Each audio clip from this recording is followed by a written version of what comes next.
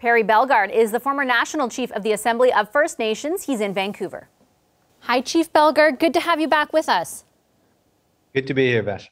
I know that the Queen's legacy, but maybe even more widely the monarchy at large, is kind of a complicated issue for Indigenous people in this country. I wanted to start off just by asking you about your own reflections when you heard of her passing and in the days since.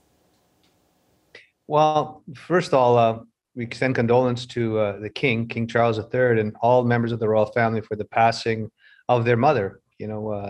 She served the family and the United Kingdom and all the Commonwealth countries in a very dignified, honorable way for 70 plus years. That's my first statement.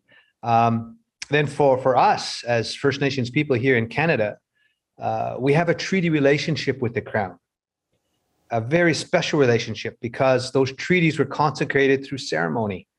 And that sanctity of agreement, that sanctity of contract was very special. We used to have ceremonies and songs for the Queen, for the Crown, because we agreed to share the land and resource wealth here in Canada.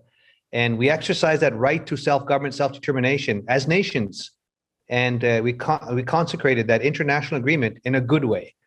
And so we have a relationship with the monarchy that sometimes people don't understand, but it's because of that treaty relationship with the Crown.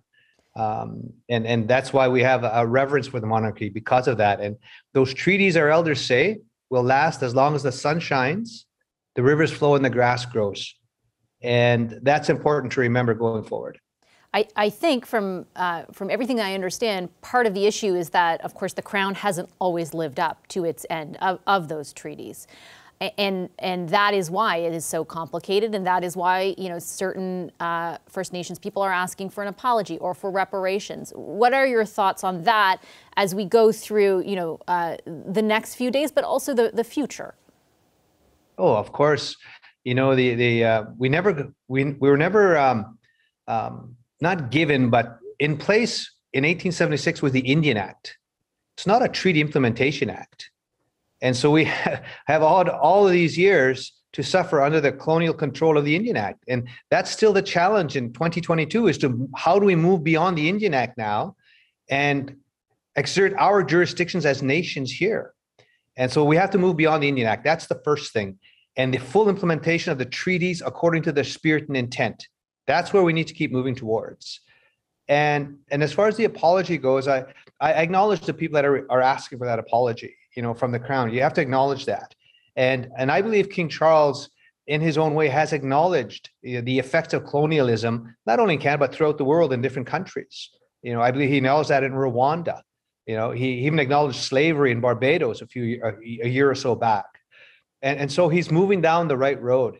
But I'd also look to actions.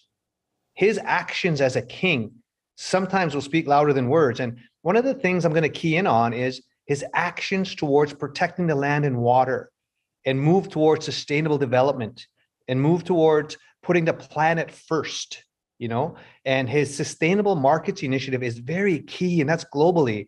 And this initiative called the Terra Carta, getting countries and businesses globally to put the effort to look towards sustainable development and get put climate change and the climate crisis first. He's moving towards that. He's been saying this for like 50 plus years. So those actions are huge.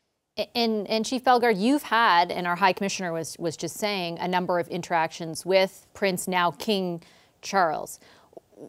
When you talk about what you anticipate his priorities to be or how you anticipate he will be king of this country too, what do you walk away thinking? Well, I would hope that his commitment to the planet, to the environment, and to implement and work towards all the goals from the Paris Accord in 2015. Making sure that the temperature does not rise beyond 1.5 degrees. Or there's no future for our children or grandchildren. Making sure that governments can't do this alone. So he's in a position now to bring people together, to bring industry together, to bring governments together, the public sector and the private sector. And he's in a position now to make sure that our voices as Indigenous peoples are also included and around those decision-making tables. So I would look forward to that support and commitment going forward from the King Charles III. That's what I would look forward to. There are some people whom you're referencing to who would rather see an outright rejection of the monarchy. And I don't want to pretend in any way it's that simple or it's something that you can just flip a switch on, not even close. But the sentiment has been expressed. Where do you sit on that? Do you think it can still be productive, just given the history of colonialism, given the history of not living up to the Crown side of treaties, or are you sympathetic to the view that there are many Indigenous people in this country who no longer want a monarchy? And again, not trying to say that's something that can just happen, but that's a sentiment that is expressed. Oh yeah, I believe it's a sentiment not only by Indigenous peoples, Bashi. A lot of very true people throughout Canada and the world think that. I'm just going to go back to the ceremony that Chief Little Black Bear entered into when the Queen's Commissioner came out to our territory to enter into a treaty relationship with the Crown. That was done through ceremony. And those ceremonies, they called upon the sun and the water and the grass and Creator and all of the natural world to witness that nation-to-nation agreement. And to me, that's a covenant that cannot be broken. It's a covenant. And that's something that we will hold on to because it was done through ceremony. And those words, that sacredness of that treaty, that sanctity of agreement, that sanctity of a contract, we in our territory hold on to that. And it's something that has to be in place not only now, but for generations yet unborn. And the treaty has to be implemented according to the spirit and intent. And we say to people, we didn't give up all of this land. And we said we'd sharing all the land and resource wealth together so that we can make a future for our children and grandchildren and those yet unborn. That's what that monarchy means. And Canada was a colony of Great Britain right up until 1982. So now it's the Crown and Right of Canada that's responsible for treaty implementation to go forward. And so that's something, we have Section 35 now in Canada's Constitution, which recognizes Aboriginal and treaty rights, inherent rights of our people. And that includes the right to self-government, self-determination. So let's make sure that that treaty relationship is honored and respected so that as we always talk about peaceful coexistence and mutual respect between our peoples. That's the treaty relationship with the Crown. Mutual benefiting from sharing the land and resource wealth. And so that monarchy has a role to help guide the Prime Minister of Canada and remind people that this is a covenant that can't be broken. And so we have to keep working together going forward as people, as human beings, to mutually benefit from this land and resource wealth. We have a lot of work to do, no question. On a sort of different note, just to end, are you okay with the concept of a holiday to mark the day of Queen Elizabeth's funeral? Well, I don't know if I call it a holiday, but a day of reflection. Well, the government, the government has declared it a holiday, the federal government. Is that, I guess, are you okay with that? Well, personally, I'm okay with that because, again, this is a lady that has served not only the United Kingdom, but Canada as a constitutional monarchy, Canada as well, but the world. She was stable. She has done it with so much grace and honor and dignity. And so I have no problem of recognizing that going forward.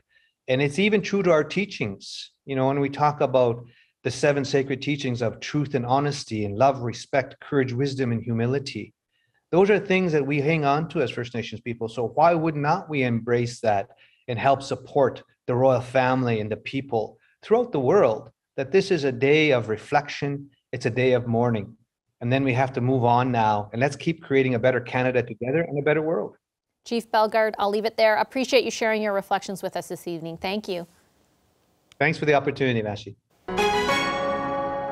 Hi, I'm Vashi Capellos, host of Power in Politics. See more of our show by subscribing to the CBC News channel or click the link for another video.